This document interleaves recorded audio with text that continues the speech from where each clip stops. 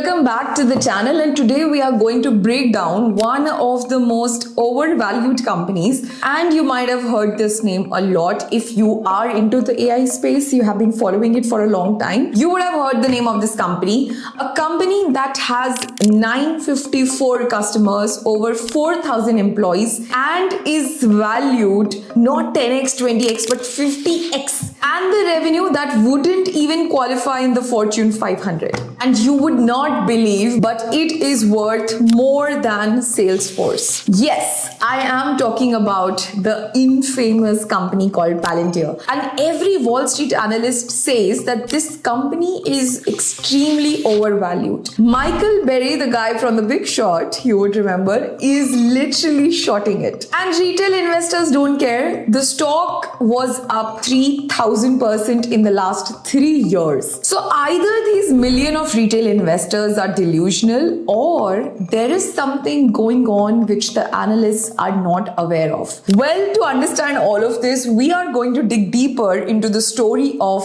Palantir. Well, Palantir was founded by the very famous Peter Thiel, who was also the co-founder of PayPal, the company where Elon was. And I'm sure most of us remember PayPal because of Elon Musk as well. So he, along with a group that had Alex Karp, who was a PhD in philosophy from Stanford, built this entire empire. And if you're confused about what the name means, well, it is from the very famous Lord of the Rings company, which means all-seeing stone. And that's basically what they are building, a software that could see patterns from the large and messy data sets. Now, if we talk about their very first customer, it was the Central Intelligence Agency, which is also called as CIA. Now, the very interesting story behind this is it has been rumored, or I should say it has been very validly marketed, that Palantir was actually responsible to locate Osama bin Laden. And now no one has actually denied or confirmed this rumor, but honestly, I would say that's a great marketing tactic. And for 17 years, yes, 17 years, Palantir operated absolutely in the shadows. No IPO, no flashy marketing, just very deep classified network with the intelligence agencies, the military, and eventually corporations like Airbus and Ferrari. And in fact,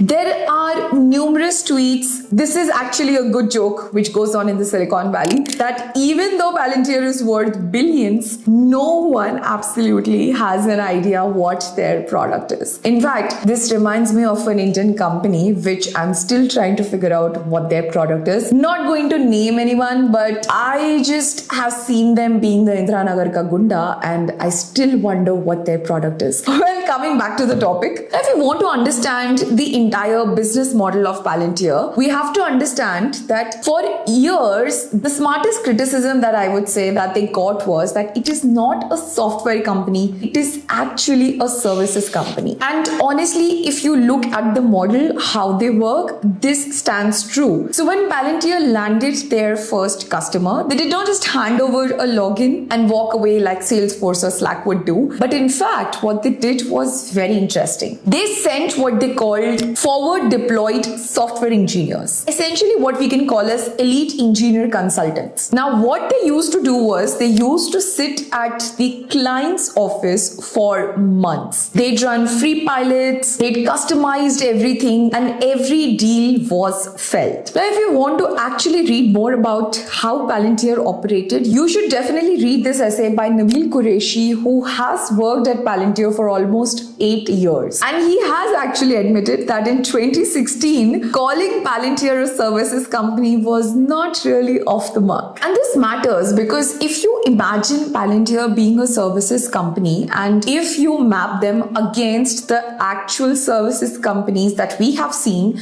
like TCS, Infosys, Accenture, we have not seen such a growth for these companies. And also because services companies have a growth which goes linearly. globally, which means you need more people to serve more clients. In fact, if you see, Accenture's gross margin is approximately around 32%. And software companies, think like Salesforce, Adobe, trade at high multiples. And now you can understand why, because once you build a software, you can sell it to millions, and that is basically an exponential growth. So now you understand that if you're a services company, the growth is linear. If you are a product or a software company, the growth is exponential. Now, so the question comes is that which one is Palantir then? And this is what was different. Palantir did not actually operate like traditional services company. What they did was they used to have on-ground deployments, be it in intelligence agencies, military, army, JP Morgan office, to learn what enterprises actually need. And then they built that knowledge into a product. So that's how they built Foundry, their first commercial platform. Then came AIP, which is their AI platform. And if you look at the gross margins, Palantir's gross margin is actually somewhere around 81%, and while Accenture's gross margin is around 32%. Now, those are software margins, and you cannot call them as a service company's margins. So basically, Palantir wanted to pivot, and that's exactly what they did. In fact, in the past, IBM, Infosys, Wipro, all of them have tried to make this pivot, tried to make this shift, but only Palantir was able to pull it off. So now we have understood, even though it is being called as a services company, looking at the gross margins and how they really do the work, we can understand that it's a software company. All right. But seriously, 250x earnings, that's not just a good software company. It's like a premium software company, or something else is going on. So now let me explain you that there are actually 4 forces that are driving this valuation. So let's understand force 1, the re-acceleration anomaly. Now, this is the single biggest reason why market is paying such a price. Software companies are supposed to slow down when they get bigger, and that's just math. But Palantir did the opposite. They went from 13% revenue growth in 2023 to 36% in 2024. That's basically 70% year-on-year growth in Q4 2025. 70%. So basically, at a $4.5 billion,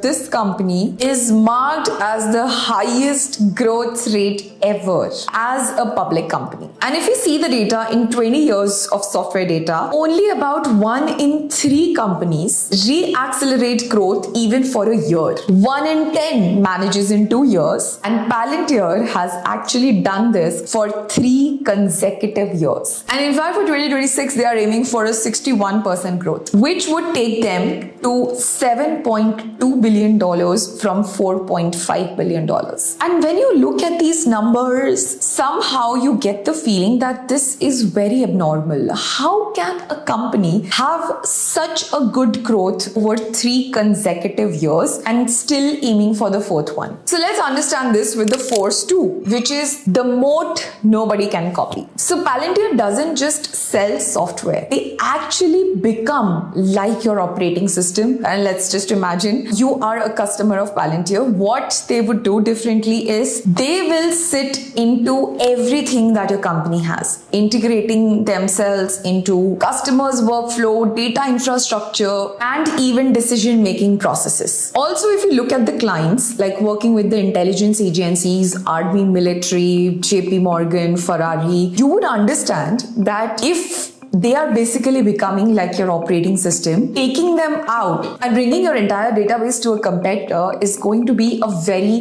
loss-loss situation for the customer as well. And Morningstar has given Palantir a rating which clearly states that it is the only AI company with a framework that organizes messy data sets into actually optimized decision making. And you would realize this looking at the numbers, because even though Palantir has just 954 customers, way less than Salesforce, but if you look at their top 20 customers, you would realize that their top 20 customers are the highest paying customers, paying an average of $94 million per year. In fact, the customer count grew 34% last year, and revenue from these top customers accounts for the 45% of the total revenue that the company is earning. And that is what they are aiming for. In fact, one of their customers actually reported one of their utility companies went from $7 million annual contract in Q1 to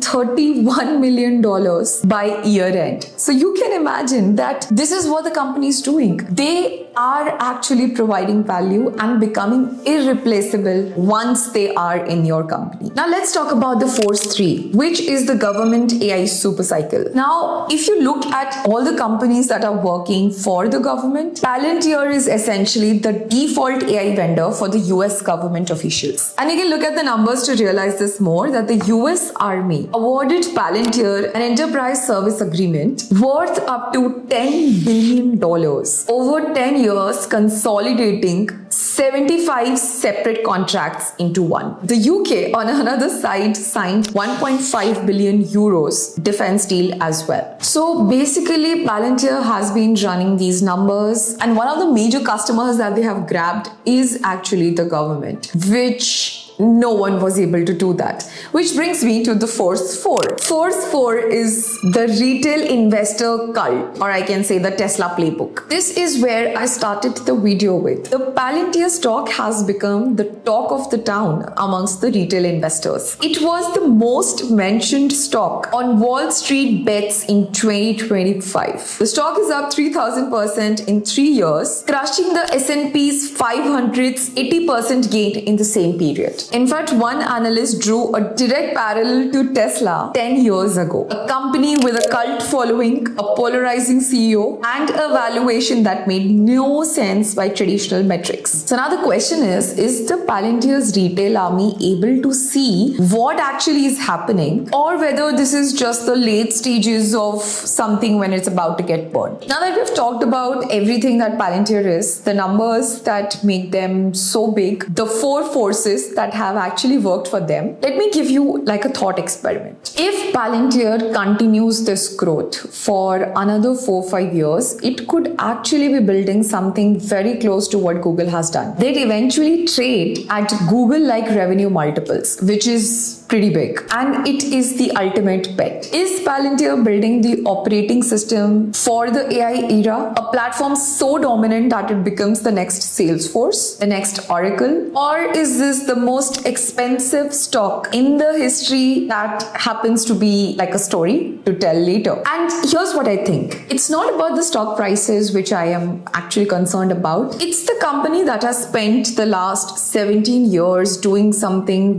way off from the traditional methods, something which requires hard work, unglamorous work, sitting inside government agencies and Fortune 500 companies, understanding their workflows, trying to integrate that into the product. Everything that they have done requires extreme passion for the work that they are doing. So they were basically called overvalued, they were called a services company, they were called a good marketing agency, and then AI happened. Something that worked for them just like it did for Nvidia out of the blue. Suddenly all of that domain knowledge, all of those years working with the government, inside the Pentagon, inside the hospitals, inside the banks, became the most valuable asset. Because every company wants to deploy AI, but no one actually knows how to do that inside these enterprises. But Palantir does. So if you understood this entire story of what Palantir has been doing, why they are called overvalued, why they are not called as a software company but a services company, this video wants to just suffice with one thing, or I would want to just suffice this video with one thing. Whatever Palantir has done for the last 17 years, I feel this for a lot of companies who have been working in different domains and everything. Suddenly, with the advent of AI, everything has changed for them. Just like I was giving an example of Nvidia, something that Nvidia built the chips for just for gaming, just because of AI, their chips were shifted for building the AI infrastructure. And something because of AI changed everything for these companies. Whatever hard work they have done has actually gracefully paid well for them. Well, what were your takeaways from this video? Give me some more topics. I was very interested on how and why Palantir was valued at such a high number. This case study actually helped me understand everything about the company. I hope you also liked and enjoyed whatever this company was all about. If you did not know about Palantir, I would say that please go and read Nabil's article as well once to understand how this company has operated over all these years. And comment down your favorite moment from the story if you learned something or if you have some suggestions for the next video. See you in the next video.